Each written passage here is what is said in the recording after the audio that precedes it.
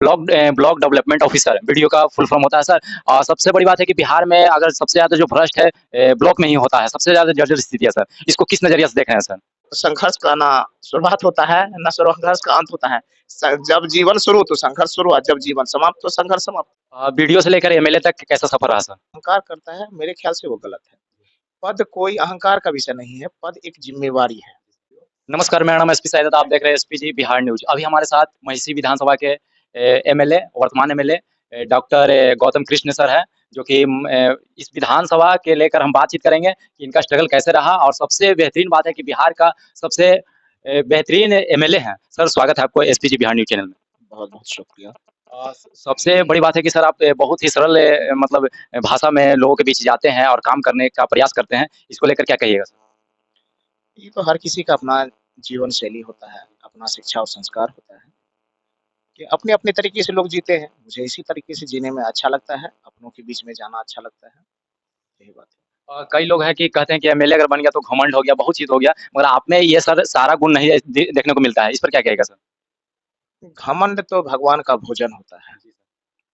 अहंकार 4 दिन के पद को लेकर के, 4 दिन की ज़िंदगी को लेकर, 4 दिन के एमएलए, 4 दिन का मंत्री को लेकर के जो अहंकार करता है, मेरे ख्याल से वो गलत है। पद कोई अहंकार का विषय नहीं है, पद एक ज़िम्मेवारी है। एक जिसे रिस्पॉन्सिबिलिटी होती है। एक समाज ने, सरकार ने, संविधान ने आपको दिया है। जो ज़िम्मेवारी दिया है, उस ज़िम्मेवारी का निर्वहन कीजिए। जब आप ज़िम्मेवारी का निर्वहन करेंगे, तो अहंकार तो अपने आप खत्म हो जाएगा। जब अहंकार आ रहा है, तो इसका मतलब है कि कुछ न कुछ आप अपनी ज़िम्मेवारी से भाग रहे हैं, इसलिए अहंकार आ रहा है। जो व्यक्ति पूरी ज़िम्मेवारी को पूरे शिद्दत से निभाएगा, उसको अहंकार नहीं आएगा, ये मेरा मानना है। बीडीओ से लेकर एमएलए तक कैसा सफर रहा सर?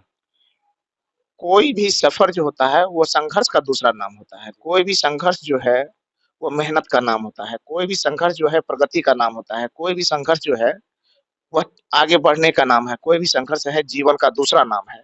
तो संघर्ष कोई भी हो, चाहे गौतम कृष्ण का संघर्ष हो या आप पत्रकार का संघर्ष हो, सबका संघर्ष एक जैसा है और सबके संघर्ष को सम्मान होना चाहिए। हर कोई अपने से बेहतर करने के लिए प्रयास कर रहा है। तो मेरा भी संघर्ष रहा, तो संघर्ष तो कठिन होता है, चुनौतीपूर्ण होता है, उसमें आगे बढ़ने की ज़रूरत होती है, हौसला की ज़रूरत होती है। मैंने भी किया, रात-दिन कर ही रहा है, कल भी संघर्ष किया, आज भी संघर्ष कर रहा हूँ। संघर्ष का ना शुरुआत होता है, ना संघर्ष का अंत होता है।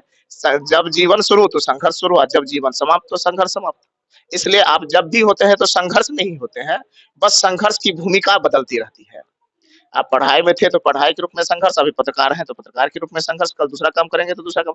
संघर्ष चलता रहता है अनवरत, संघर्ष का रूप बदलता है सिर्फ। ब्लॉक डेवलपमेंट ऑफिसर वीडियो का फुल फॉर्म होता है सर। और सबसे बड़ी बात है कि बिहार में अगर सबसे ज़्यादा जो भ्रष्ट है ब्लॉक में ही होता है, सबसे ज़्यादा जर्जर स्थिति है सर। इसको किस नज़रिए से देख रहे हैं सर? ब्लॉक है सिस्टम व्यवस्था का पेट के जैसा। जिस तरह मानव शरीर में पेट है, तो पेट सही है तो आपका पूरा शरीर सही है। आपका मन सही रहेगा, तन सही रहेगा, जीवन शैली सही रहेगा। पेट गड़बड़ हो गया है तो पूरा शरीर गड़बड़ हो गया है। ठीक उसी प्रकार व्यवस्था में अगर आपका ब्लॉक खराब हो गया, अंचल खराब हो गया, थाना खराब हो गया, तो आपका कोई व्यवस्था सही नहीं हो सकती है। यह व्यवस्था का पेट की जैसे है। तो इसलिए ब्लॉक, अंचल और थाना सही हो गया, तो कोई भी व्यवस्था में कोई भी आपको अड़चन नहीं आएगी, हर कुछ तंदुरुस्त होगा। और दुर्भाग्य यही है, इस देश, इस राज्य में हम लोगों का ब्लॉक व्यवस्था ही खराब चल रहा है, सबसे भ्रष्ट हो रहा है। तो जैसे आदमी का पेट सही खराब हो गया, उसके बाद कुछ सही होगा। और उसी तरह व्यवस्था में अगर ब्लॉक्स गड़बड़ हो गया, तो कुछ सही नहीं होगा। और यहाँ ब्लॉक में ही भ्रष्टाचार है। एमएलए का जो विधायक जी होते हैं उनका रिस्पॉन्सिबिलिटी क्या होता है विधानसभा के मतलब प्रति सर? और क्या है कि सबसे बड़ा रिस्पॉन्सिबिलिटी है सर कि विधानसभा में अपने कार्य को अपने विधानसभा में नहीं रखते हैं, और आपसे सीखने की जरूरत है और विधायकों को सर। देखिए, किससे सीखना है, नहीं सीखना ही अलग मैटर है। हम सभी को अपनी नैतिक ज़िम्मेवारी को स्वीकार करना पड़ेगा। नैतिक ज़िम्मेवारी का अर्थ होता है, जिसमें ना कोई पुलिस है, ना फ़ोर्स है, ना कानून का डर है। नैतिकता जो है, वह शिक्षा के साथ चरित्र से आता है। चरित्र आपका सही है, तो अपने आप आपको लगता है कि हमको यह करना चाहिए। जैसे चोरी-चोरी, छुपके-छुपके कोई काम के बदले आप पैसा ले लेते हैं, उसको कोई नहीं देख रहा है। देखेगा तो आपको आप पे कार्रवाई होगी, नहीं देखेगा तो आप पे कार्रवाई नहीं होगी, चुपचाप आप मतलब भ्रष्टाचार कर रहे हैं। मतलब चोरी करते अगर पकड़ा गया तो गुनाह नहीं है, चोरी कर लिया तो गुनाह नहीं है, चोरी करते पकड़ा गया तो गुनाह है सर। गुनाह है, जेल जाइएगा।